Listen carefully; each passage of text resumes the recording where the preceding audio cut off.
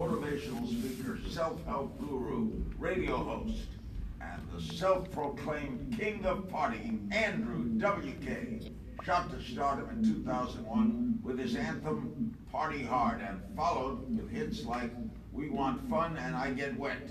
In addition to his music career, he spent well over a decade lecturing audiences on embracing positivity, living life to the fullest at places like NYU, Yale, and the Oxford Union.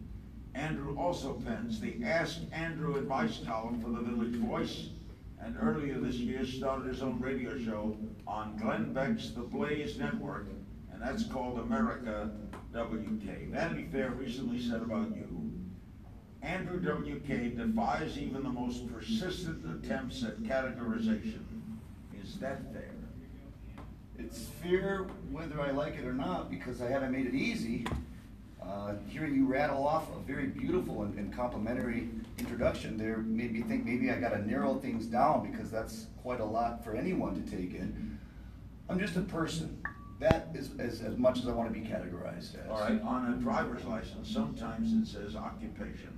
What would you list? I would put entertainer. I've embraced show business and the entertainment industry as a good way to sum up whatever skills I have to offer. It's music that made you famous though, right? Definitely, yeah. Whatever I've done or achieved started with rock music specifically.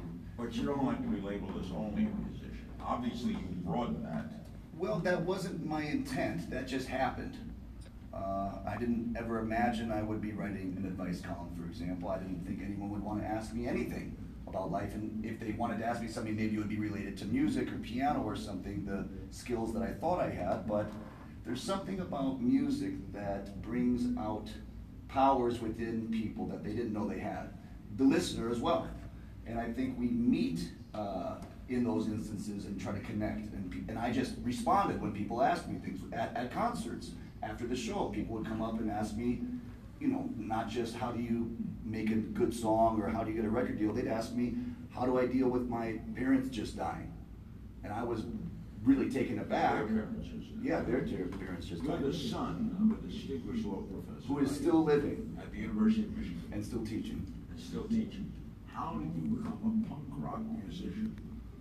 Well, I'm not that punk, but piano lessons around age 5, sort of the same time I was learning how to read or ride a bike. It became a fundamental skill. Never wanted to be a lawyer? No, that was very easy. I didn't think I had much to contribute there. My dad already had it covered.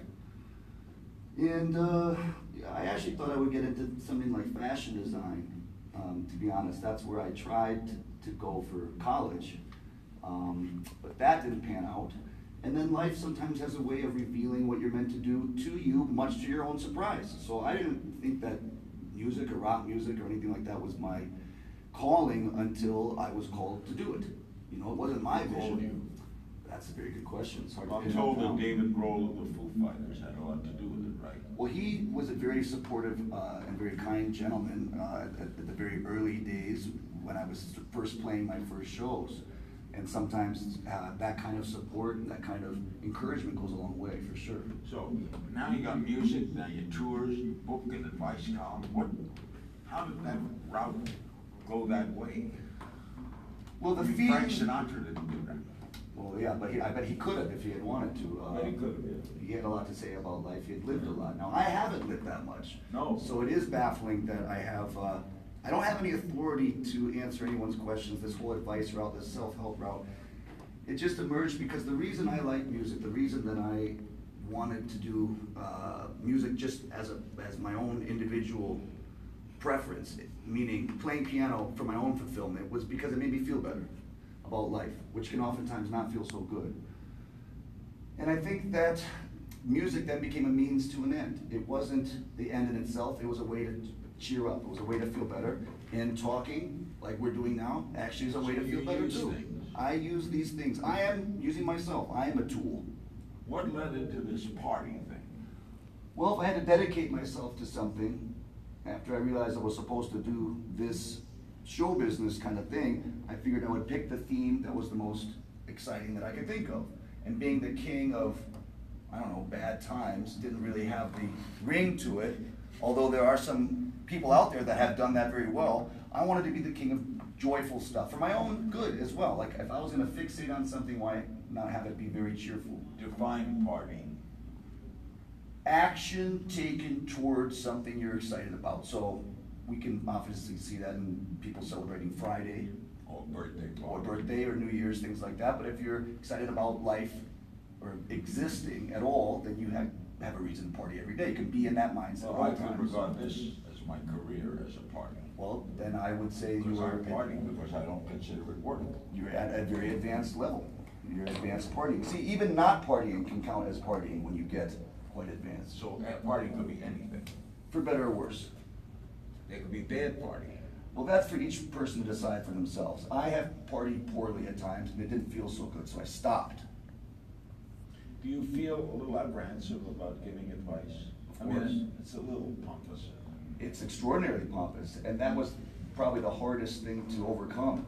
To just think, who am I to tell anybody anything? Who am I to be on your show, for example? Oh, come on. Well, but with that being said, when someone asks you, you also feel obligated to try to answer and to try to take it seriously. And since I don't have a lot of experience with a lot of the questions, like I haven't had my parents die, how do I say anything to this person?